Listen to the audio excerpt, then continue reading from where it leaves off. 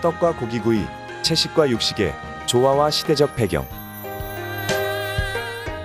이번 차시 수업을 통해서 한국 전통 음식의 특징을 설명할 수 있고 다양한 재료를 활용하게 된 시대적 사회적 배경에 대해 분석할 수 있습니다. 자, 여기 채소 요리와 고기 요리가 있습니다.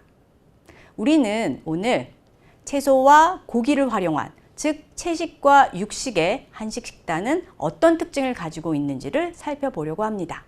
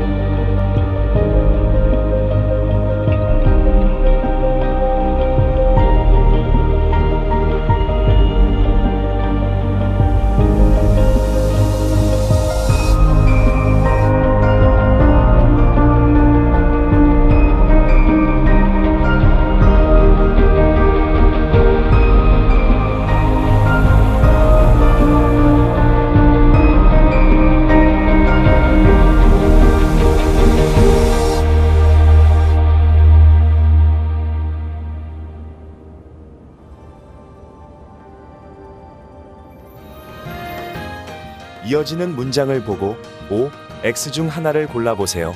한국사에서는 시대별로 사상과 종교 등이 음식 문화에 영향을 끼쳤다.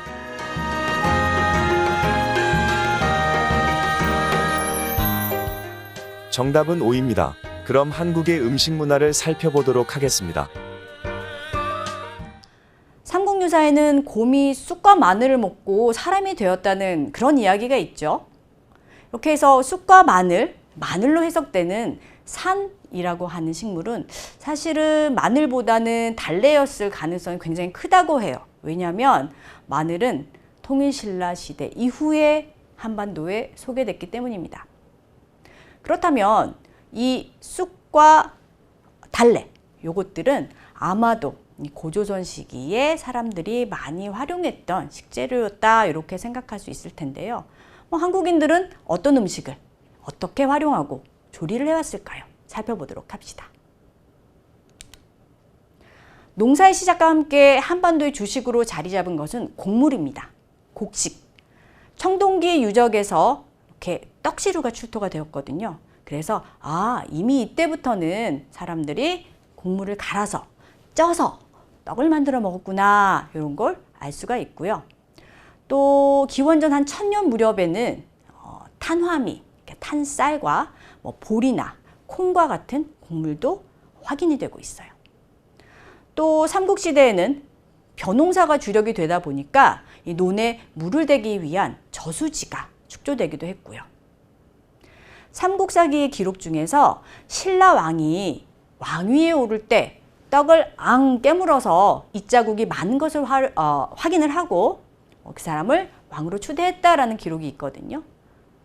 잇자국이 많다라는 것은 나이가 들었다, 현명하다라는 것과 같은 의미였는데 어쨌든 이때도 떡이 등장을 합니다. 그래서 우리는 신라 사람들도 떡을 먹었구나. 그 이외에도 백결 선생이 검은고로 떡방아 소리를 내었다던가 아니면 고구려 고분 벽화에서 디딜방아의 모습을 찾아볼 수도 있거든요. 그래서 이 시대에는 이미 떡이 굉장히 보편화된 음식이었구나라는 걸 알 수 있습니다. 곡물뿐만이 아니라 채소와 과일도 재배했어요. 뭐 상추라던가 가지, 뭐 오이, 파 이런 것도 재배했다라는 기록이 있고요. 복숭아와 잣, 그러니까 과일과 견과류 같은 것들이 거래되었다라고 하는 기록도 있어요. 그리고 고구려 사람들이 염장이라던가 발효를 잘했다 이런 중국의 기록도 있거든요. 그래서 이 고구려 사람들은 이미 뭐 김치와 뭐 젓갈, 뭐 장, 술 이런 음식을 잘 만들었다. 그래서 그게 소문이 날 정도였다라는 걸 우리가 알 수가 있습니다. 발효 음식으로 빠질 수 없는 게 술이에요. 고구려 술이 중국에서 굉장히 유명해졌고요. 또 백제 사람이 일본에 건너가서 누룩으로 술을 빚었다라는 이야기도 있고요. 또 신라 왕비의 패백 음식에도 술이 포함되어 있습니다. 차도 삼국시대의 기록이 있어요. 특히 불교 문화에서는 차는 부처에게 바치는 음식이었어요. 그래서 차가 굉장히 빠르게 인기를 얻게 됐습니다. 그리고 꼭 불교뿐만이 아니라 조상제사나 또는 자연에 지내는 제사에서도 차가 올라갔던 것을 확인할 수 있어요. 육식도 많이 했습니다. 삼국시대의 고구려의 구이 음식인 맥적이라는 음식은요, 지금으로 보자면 이제 돼지갈비와 비슷한 그런 음식인 것 같아요. 그러니까 돼지고기에 갖은 양념을 해서 이렇게 구워서 먹는 고기였거든요. 이게 중국에 굉장히 유명하게 됐어요. 그래서 고구려 맥적이라고 통용이 됐습니다. 이미 고구려 고분벽화에서 이렇게 육류를 보관하고 있는, 그리고 그것을 조리하는 이런 모습을 찾을 수가 있듯이 이렇게 채식 못지않게 육식의 문화도 굉장히 오래되었다라고 볼 수가 있겠죠. 불교 문화가 융성했었던 고려시대에는 살증에 대한 거부감이 좀 있었죠. 그래서 육식이 최대한 절제가 되고 대신 이전보다 훨씬 다양한 채식 문화가 형성이 됩니다. 그래서 각종 불교 행사, 그다음에 명절 음식으로 이제 떡을 많이 먹게 됩니다. 그 이전부터 떡이 있었지만 이제는 훨씬 더 다양한 형태의 다양한 맛의 떡들이 나타난 거죠. 단군 이야기에서 우리 쑥 봤었죠. 이 쑥이 쌀가루와 이렇게 함께 버무려져서 쑥떡이 됐고요. 이 쑥떡이 고려의 시대, 이제 봄을 맞이하는 대표적인 봄 음식으로 사랑받았습니다. 게다가 쌀가루에 밤가루, 꿀 이렇게 넣어서 버무려 가지고 만든 떡인 고려율고, 이름도 고려가 들어가죠. 이 고려율고와 그다음에 곶감과 꿀을 넣어서 빚은 곶감떡, 이런 것들이 원나라 조리서에서도 고려 음식이다라고 소개가 되고 있어요. 단맛이 나는 과자류, 우리 요즘 디저트라고 부르죠. 이것도 삼국시대부터 만들어졌습니다. 그런데 이게 본격적으로 발달한 것은 고려시대라고 볼 수가 있어요. 즉 앞에서 우리가 고려시대에는 불교의 영향으로 차를 많이 마셨어요 라고 하는 것을 살펴봤는데, 이 차가 기호식품으로 활용이 되면서 과자가 함께 발달을 하게 된 거죠.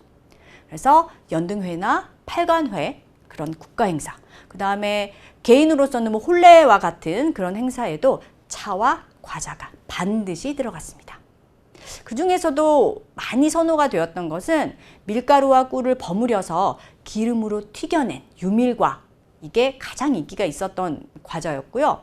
그 다음에 밤가루나 송화가루 이런 것들을 꿀에 반죽해서 판에 예쁘게 꽃 모양으로 찍어내는 다식, 이것 역시 굉장히 인기가 좋은 그러한 과자였습니다.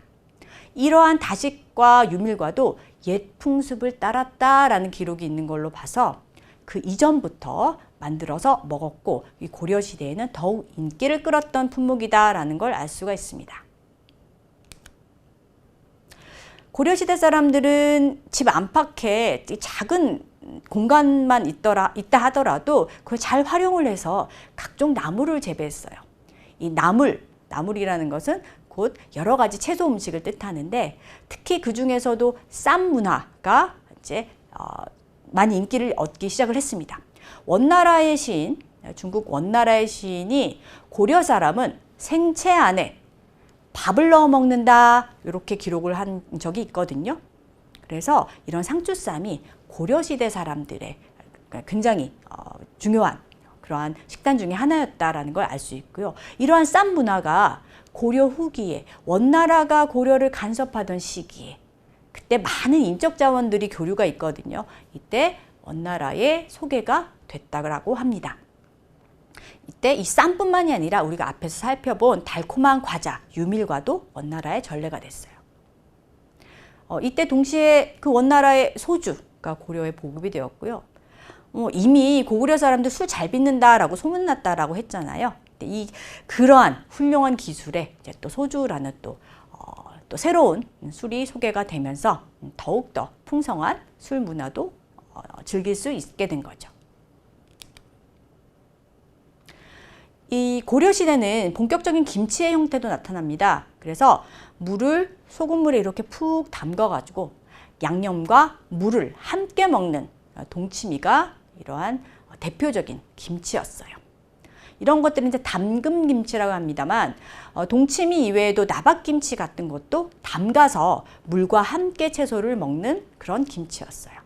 그 다음에 이외에 이제 죽순이라던가 뭐 부추와 같은 것들은 절여서 먹는 절임김치, 즉 국물이 없는 김치였어요. 그래서 김치는 그 이전부터 이 삼국시대부터 채소를 절여서 먹었다라는 기록이 있지만 이 고려시대가 되면 본격적으로 담금김치, 절임김치로 분화가 되면서 발전되는 모습을 보이고 있습니다. 육식이 많이 절제되던 고려시대에는 채식이 발달했다라고 말씀을 드렸는데 이 고려 후기에 오면 원나라가 간섭하게 되면서 즉 몽골족이 세운 원나라의 육식 풍습이 고려에 영향을 끼쳐서 그 이전 시기 즉 삼국시대 때의 고기 요리, 육식이 다시 부활하게 되는 그런 계기도 마련이 됩니다. 본격적으로 도사를 담당하는 전문인이 따로 생겼고요. 그 다음에 이렇게 살생에 대한 부담이 사라지게 되니까 아무래도 육식을 많이 접하게 되겠죠. 고기를 두껍고 크게 저며가지고 간장, 기름, 술, 후추 이런 걸 넣어서 양념해서 굽는 설야맥적이라는 요리가 있는데 개성이 바로 이 설야맥적의 명물, 설야맥적이 유명한 그런 곳이 되었고요.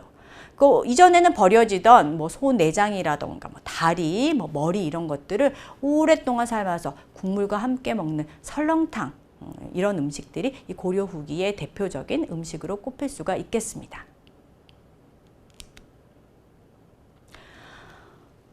유교를 국기로 하는 조선이 건국되면서 유교적 생활 방식에 맞춘 음식들이 등장을 했어요. 그래서 사람들은 음식의 의학적 효능을 연구를 했고요. 남자들도 제사를 지내고 손님을 맞고 하면서 상차림에 굉장히 관심을 가지기 시작을 했습니다. 특히 이때는 농사직설과 같은 농업 서적들이 많이 편찬이 되면서 농업 생산량이 굉장히 좋아졌어요. 파종 시기는 언제고 어떻게 관리를 해줘야 되고 이런 정보들이 퍼지게 되면서 이전보다 훨씬 더 다양한 식재료들이 공급이 되게 됐고요. 그 다음에 사과라던가 고추라던가 호박, 고구마, 감자, 배추, 토마토 이러한 새로운 식재료가 소개되기도 했습니다. 앞서서 우리 떡 이야기 쭉 했었는데요. 이 떡은 역시 조선시대에도 굉장히 중요한 음식이었습니다. 여기서 이제 약재를 넣은 약떡들이 발달하게 되는 시기가 바로 이 조선시대입니다. 또한 심각한 기근이 왔을 때 먹고 살기 어려웠을 때 또 떡을 활용해서 나뭇잎파리 특히 솔잎이나 아니면은 나무 껍질 이런 것들을 섞은 기근을 이겨낼 수 있는 떡도 만들어지기도 했습니다. 이 관혼상제의 각종 행사에는 특별한 의미를 담은 떡들이 마련이 되었어요. 그래서 아기가 처음 먹는 백일떡은 하얀 쌀가루만 사용을 했고요. 나쁜 그러한 액땜을 하기 위해서는 붉은 팥과 수수로 만들어진 팥시루떡, 그 다음에 아주 기쁜 경사가 있을 때는 밝은 색의 떡, 그 다음에 존경합니다 라는 뜻을 표시할 때는 이렇게 높이 쌓은 떡, 이렇게 해서 떡도 굉장히 또 다양하게 그때그때의 목적에 맞게 발전하였습니다. 유교식 행사에서 술은 반드시 필요한 품목이었어요. 그래서 집집마다 그 가풍을 듬뿍 담은 그러한 술을 빚었고요. 이것을 이제 가양주라고 했습니다. 왕실의 의사 어의가 쓴 산가요록이라는 책, 그 다음에 양반 관료가 쓴 수은잡방, 그 다음에 집안 살림을 책임지는 아녀자가 쓴 음식디미방, 이러한 대부분의 조선시대 조리서에서는 이 많은 부분을 술 빚는 내용에 할애를 하고 있어요. 그래서 술은 약으로도 쓰이고 조상 제사에도 쓰이고 유교식 의례를 행할 때도 쓰이고 손님도 접대하고 매일매일 밥 먹으면서 곁들이는 반주로도 쓰이고 굉장히 다양한 용도로 사랑을 받게 되었습니다. 그래서 자연스럽게 술 빚는 기술도 발달했겠죠. 이런 유교식 생활 방식이 권장되면서 발달하게 된 또 하나의 식단은 바로 고기 음식이었어요. 그래서 뭐 소나 돼지, 닭, 염소, 꿩 이런 다양한 육류의 소비가 늘어나게 되었고요. 고구려 맥적 같은 양념 고기 구이가 이제 복원이 되어서 지금까지도 전해지기도 합니다. 고려 시대에는 차가 찻잎을 우려내서 마시는 것만을 뜻했다고 한다면 조선 시대에는 이 찻잎 이외에도 다양한 각종 재료를 달여서 우려낸 것도 차라고 불렀습니다. 그래서 뭐 인삼이라든가 구기자 이러한 약재로 만든 차가 건강식으로 자리 잡았고요. 그 밖에 뭐 식혜, 수정과 뭐 화채 이런 것들을 음청이라 불렀는데 이런 음청류도 사랑을 받았습니다.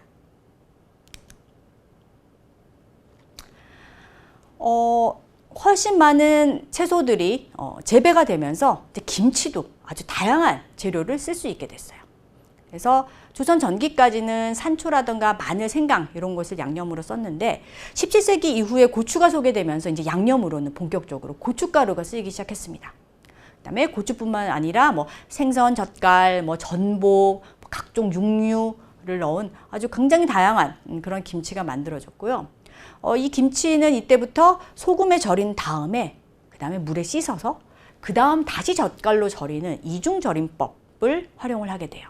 그리고 김치 양념을 버무릴 때 밀가루나 쌀가루로 이렇게 죽을 만들어서 다시 양념하는 방법. 그래서 현재 김치 만드는 법은 거의 조선 후기에 완성됐다라고 볼 수가 있습니다. 겨울이 오기 전에 긴 겨울을 대비해서 몇 달치 김치를 담그는 게 굉장히 힘들었기 때문에 이 마을 공동체가 함께 김장을 담그는 문화가 있었고요. 김장 문화는 유네스코 인류 무형유산에 등재가 됐어요. 그래서 이 김장 문화가 한국의 대표적인 겨울나기 음식 장만 행사였다라는 점을 확실히 해주고 있습니다. 자, 우리는 그동안에 한국의 전통 음식이 기후의 영향, 그 다음에 지리적 영향, 그 다음에 불교의 유교의 영향을 받아서 발달해온 모습을 살펴봤습니다. 그런 영향을 받으면서 채식도 연구가 됐고 육식도 발달을 했고요. 이것이 두 개가 잘 조화를 이루게 되었죠. 또 술도 빠질 수가 없죠. 술과 같은 발효 음식들도 충분히 활용이 되고 발전이 되었다는 점을 살펴봤습니다. 그리고 이러한 음식들은 항상 약효를 생각해서 약처럼 여겨졌다라는 것도 앞에서 살펴볼 수가 있었습니다.